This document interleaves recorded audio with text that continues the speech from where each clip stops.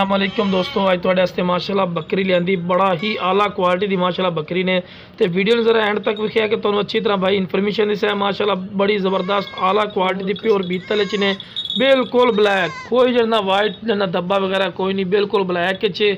और जनाब माशाअल्लाह हवाना चड्डा ही वेख रहे हैं, चंगा हवाना चड्डा इसू ते थल्ले जनाब ये पाठी ने। तो रोज़ाना के रूटीन नाल जानवर नूं चारा भी खवा के विखाईने कि भाई नूं पता लगे कि माशाअल्लाह सेहतमंद है और एक्टिव है, कोई परेशानी वाली गल। और माशाल्लाह बड़ी क्वालिटी वाली माशाल्लाह पाठी ने पे तुहानूं अच्छी तरह विखावांगे। लो जनाब सिंह ही चेक कर सकते हैं, पिछले बैठ में माशाल्लाह सिंह इन पे वाइट अख दे माशाल्लाह झाला नकौड़ा माशाल्लाह चेक कर सकते हैं। चंगे माशाल्लाह चमकदार पशम माशाल्लाह बिल्कुल बरीक पशम चमकदार पशम।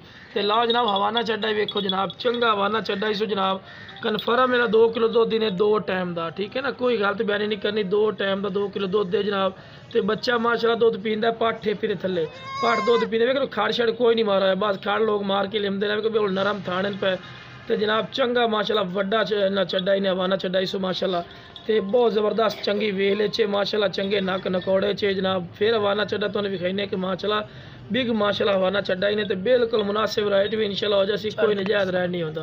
जेड़ा भाई इंशाल्लाह पहले कॉल करसी इंशाल्लाह रोज़ाना की रूटीन नाल भाई नूं बिल्कुल मुनासिब राइट ते लग जासी। और इस तो बाद हुण तुहानूं पाठ भी विखाईने शेरे कलर च माशाल्लाह डेस दित्ती है माशाल्लाह। देखो ना पाठ दे माशाल्लाह चेक कर सकते हैं, कान भी कितने लंबे माशाल्लाह कान निसू।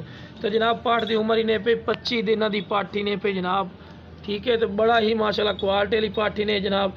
तो जी पाठे पे ये भी आराम नाल दुध पी लेंदी, फिर भी माशाल्लाह दुध बच जाता है पिया। तो जनाब हम अच्छी तरह तुम चेक कर सकते हैं। तो माशाल्लाह चमकदार पशम खूबसूरत माशाल्लाह, और वेल भी माशाल्लाह बकरी की वेख रहे हैं, चंगी वेल च।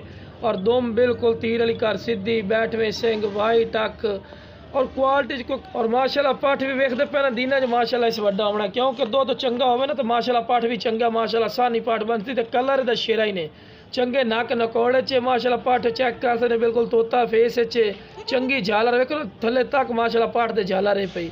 तो माशाल्लाह बिग पाठी ने खूबसूरत है माशाल्लाह, वाइट अख दे पाठी वाइट अख दे ने, चमकदार पशम ने, तो लंबे कान ने माशाल्लाह पाठ दे।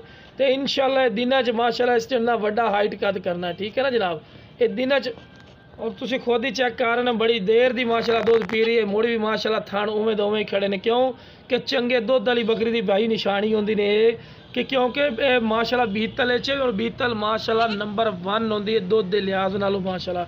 जे अगर होवे बीतल अच्छी क्वालिटी की तो जनाब ये पहले सूए च ने, तो माशाल्लाह हवाना चड्डा वेख रहे हैं कितना है पिया। लेकिन जो दूसरे सूए च गई माशाल्लाह दा मजीद हवाना चड्डा वध जाने ने। तो उम्र जनाब जड़े पे यदि 6 दंद हो चुकी है माशाल्लाह, जी है ना ये 6 दंद हो चुकी है। ये भी तुहानूं गल कर दे, क्यों गलत बयानी च नहीं रखना जनाब। उस तो बाद जनाब टोर फेर के तुहानूं विखावांगे कि माशाल्लाह सेहतमंद है। वेखो ना पाठ बिल्कुल रज चुकी है, फिर भी माशाल्लाह थान जनाब बच जावना दुध, वो भी तुहानूं विखाईने माशाल्लाह। वेखो कितनी प्यारी पड़ा ना, एक थान पी लिया तो एक थान च इस टाइम दुध बच्चा होया, क्योंकि इजाफी दुध दे पे, क्योंकि तुसीं होर कोई पाठ तुहाडे कोल होवे और बच्चे वाली बकरी होवे वो तुसीं थल्ले रख सकते हो पे, ठीक है ना, पाल सकते हो जानवर नूं। ते जेहड़े भाई इंशाल्लाह और नंबर ते राबता करके बिल्कुल मुनासिब राइट ते इंशाल्लाह मिल